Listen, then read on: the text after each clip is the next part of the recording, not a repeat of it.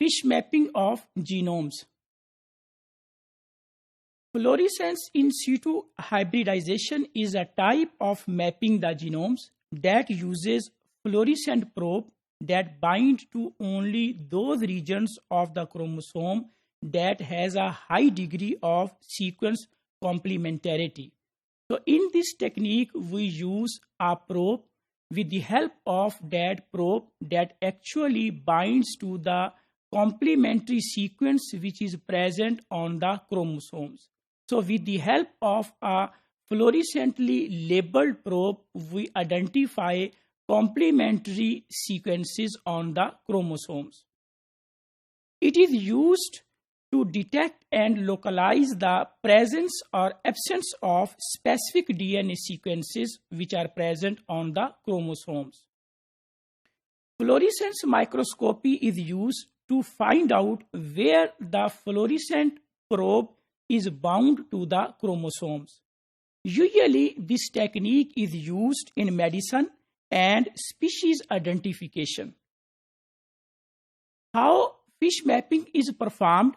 Individual metaphase chromosomes are probed in situ with specific fluorescently labeled DNA sequences, identifying the homologous sequences which are present on the corresponding chromosomes. Different probes are labeled with different fluorescent dyes that may be used in a single experiment. Fluorescence microscopy provides data for computer imaging analysis to determine the binding of site of the probe with the complementary sequence which is present on the chromosome. With the resolution of 2 to 5 MB in metaphase chromosome, fish can localize markers to subregions of the chromosome bands. Less condensed chromosome may be resolved in the 5 to 700 kb of DNA. This is a diagram representing that how fish mapping of the genomes is performed. This is a chromosome in 4 different views. Here we can see the probe has a complementary sequence here, that is for the exon. Then a probe for TBC1 is attached here. Then a probe for CARB is attached here. In the same chromosome, in another experiment, probe for the IRTP attached here, TBC1 again here, and CARB here.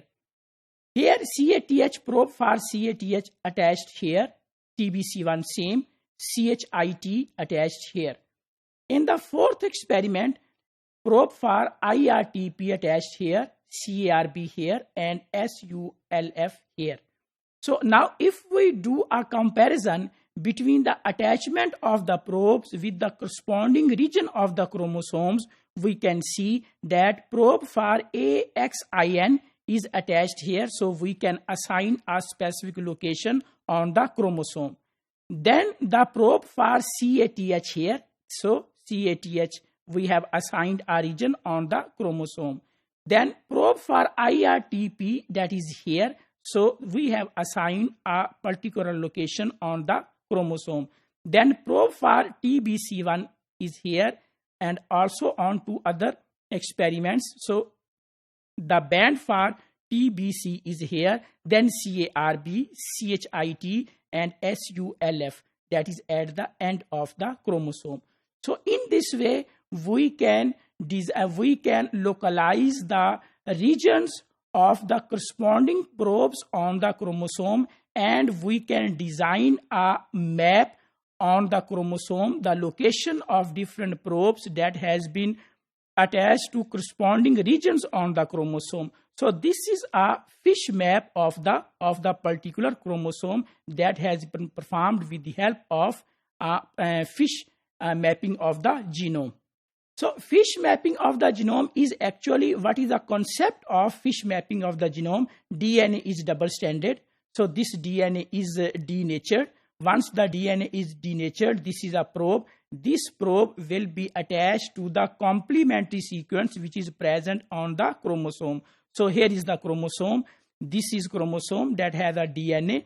So DNA is denatured, and this probe that is actually fluorescently labeled that will bind to the corresponding region on the chromosome. So it will show a fluorescence as it has been bound here.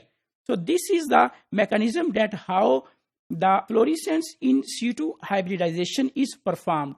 Fish mapping is usually used for the detection of the microdeletions. Here we can see that here there are two different probes that have been attached to the corresponding chromosome. But in this we can see that one of the probe has been attached. It means the complementary sequence for the second probe is no more on the chromosome.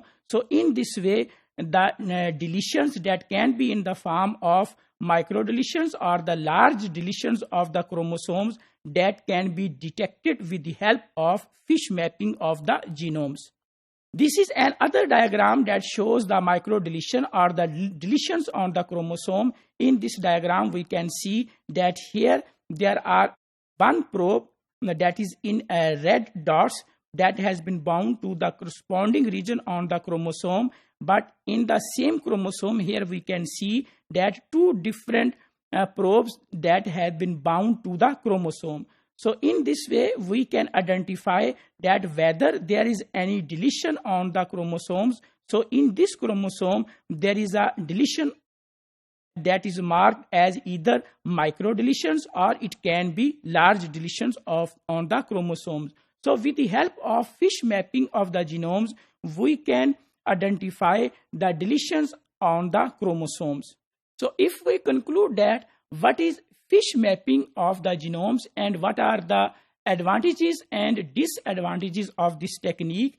Advantages is that this technique is highly specific, mean there is a probe that actually binds to the corresponding DNA sequence which is present on the chromosome.